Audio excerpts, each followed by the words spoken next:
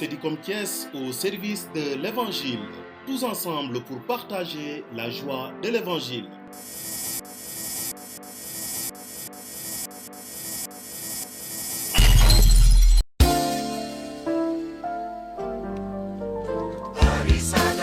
Chers diocésains de Thiès, comme vous le savez, depuis le dimanche 4 février 2024, Son Excellence Monseigneur André Gueye, évêque du diocèse, avait procédé à l'ouverture du synode diocésain.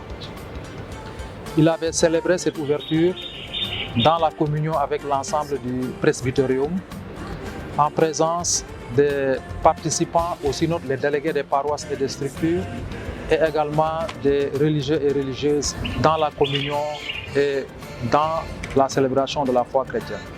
Alors depuis lors, nous avons commencé la première étape qui est la phase consultative, la phase des consultations. Alors dans la première phase, c'est-à-dire la phase des consultations, il faudra bien retenir que plus qu'un simple exercice de questions et de réponses, il s'agit pour nous de cultiver progressivement ce qu'on appelle une conscience synodale, c'est-à-dire convertir nos mentalités pour que nous puissions comprendre que chacun de nous doit participer activement à la mission d'annoncer l'Évangile et à la mission de témoigner de la charité chrétienne pour tout homme.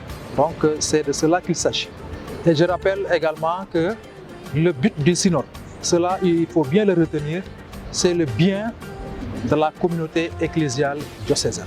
Ne jamais perdre cet élément qui est essentiel pour le processus synodal. Alors ici, je voudrais lancer l'appel.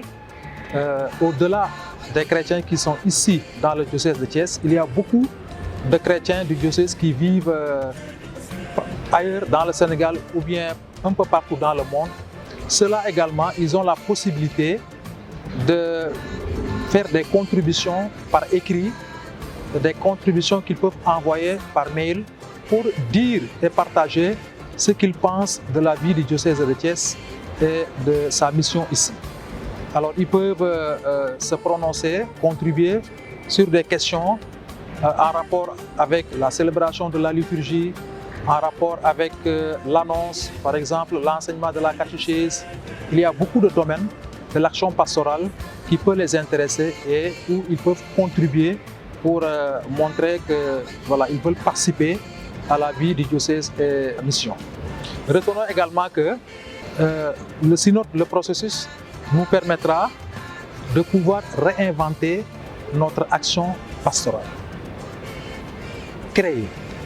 Parce que nous voulons ensemble créer un art de vivre ensemble en Église. À partir de l'année pastorale prochaine, nous allons entamer la seconde phase. Il s'agira de nous réunir des assemblées synodales entre les participants du synode pour des débats sur des questions qui touchent la vie du diocèse, sa mission, des questions pastorales. Et normalement, les débats devront aboutir à des votes. C'est ce qu'on appelle la phase délibérative.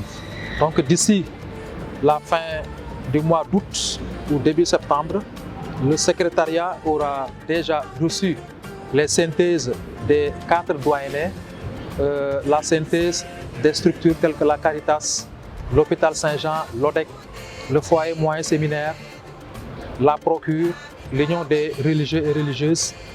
Nous aurons reçu toutes ces synthèses et le secrétariat fera la synthèse finale que nous appelons la synthèse diocésaine et nous remettrons cette synthèse à Son Excellence Monseigneur André qui pourra écrire, déceler d'autres questions qui seront objets de débat lors des assemblées synodales. Alors je voudrais encore une fois vous encourager davantage à entrer dans le processus synodal.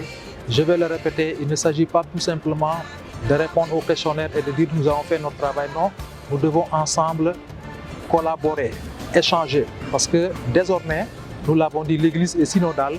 Cela veut dire que chaque chrétien, chaque baptisé doit être un sujet actif de l'annonce de l'évangile ici à Thiès. Donc il devra participer dans un esprit de communion, dans la prière, dans l'écoute du Saint-Esprit, dans l'accomplissement de notre mission en tant que baptisé. Alors, je vais le rappeler également, le thème du synode a été tous ensemble en synode, écouter, discerner, décider et agir. Cela veut dire qu'il y aura une autre phase qui sera, je peux dire, la phase de décision. Et ça, c'est son Excellence, Monseigneur André, en tant qu'évêque du diocèse, qui prendra des décisions pour harmoniser l'action pastorale dans la vie du diocèse. Mais ce sera la dernière phase. Pour le moment, nous nous préparons à la seconde phase qui débutera dès le début de l'année pastorale prochaine. Alors, je voudrais vous dire un grand merci encore une fois pour tous les efforts et continuons à travailler ensemble dans la prière, dans l'écoute réciproque, dans l'échange, parce que notre mission est de construire ensemble une église diocésaine.